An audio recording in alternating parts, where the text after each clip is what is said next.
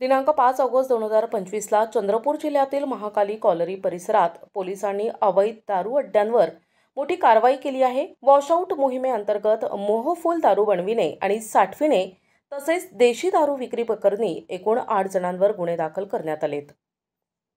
Mahakali cholerae police station हद्दीत washout मोहिमेअंतर्गत पोलिसांनी एकूण 1,41,460 रुपयांचा अवैध मुद्देमाल जप्त केलाय। या कारवाईत 484 लिटर मोहफूल दारू, 1,280 लिटर मोहफूल सडवा, दारू तयार करण्याचे साहित्य आणि देशी दारूच्या